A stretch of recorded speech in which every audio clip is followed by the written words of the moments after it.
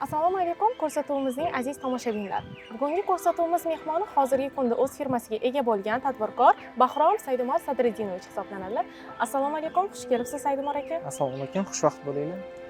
Bugungi ko'rsatuvimizga chaqirishdan maqsad bugungi kunda xalq orasida ommalashib borayotgan sizni dong'i ketgan firmangizni qurilish jarayonlari va ushbu binoni yaratguningizgacha bo'lgan qiyinchiliklar haqida siz bilan gaplashmoqchimiz.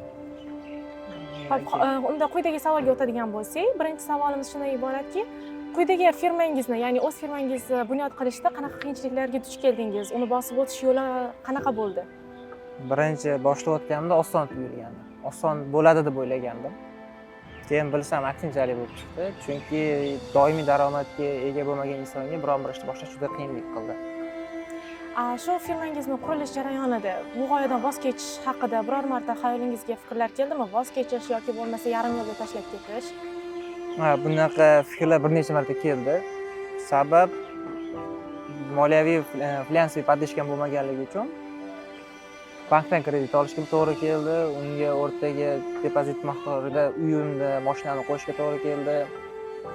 Keyin oyda oxiriga menga juda og'irlik vaqtlar edi. Chunki hammasini kredit vaqti kelardi, lekin hali ishim tugamagandi. Hali bino qurilyapti.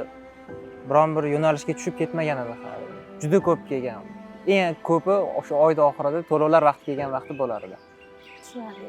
Hozir tomoshabinlarimiz orasida ham aynan o'zini biznesini yo'lga qo'yib va bir qancha qiyinchiliklarga duch kelayotgan insonlar borligi aniq va agar sizni hozirgi javobingiz ular uchun juda ham foydali bo'lardi. Ya'ni ayni shu qiyin vaziyatlardan chiqishda sizga nima yordam berdi yoki bo'lmasa kimlarning ta'siri bo'ldi?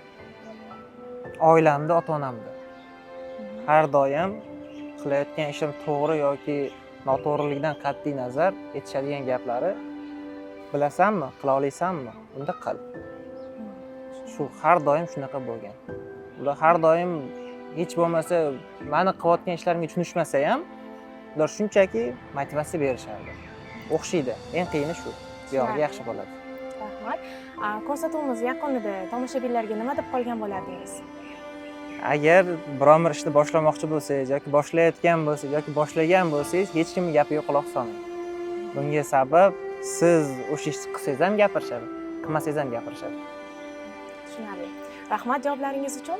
Mana aziz tomoshabinlar, ko'rsatuvimiz ham o'z yakuniga yetib bormoqda. Umid qilamizki, bugungi mehmonimiz tomonidan berilgan hayot tajribalari sizga qaysidir ma'noda motivatsiya beradi yoki bo'lmasa o'rnak bo'ladi. Keyingi ko'rsatuvlarda ko'rishguncha. Hozirgina siz ko'rgan video lavha bosh qahramonida ham stressli vaziyatlar bo'lib o'tdi. Lekin ushbu stressli vaziyatlarni o'zi uchun katta muammo sifatida emas, balki o'zini harakatga undovchi, maqsadiga eltuvchi yo'l sifatida qabul qildi va o'zidagi chidamlilik hisotlari orqali ushbu stressli vaziyatlarni yengib o'tdi. Buning natijasida esa kelajakda muvaffaqiyatga erishgan kuchli bir shaxs sifatida shakllandi.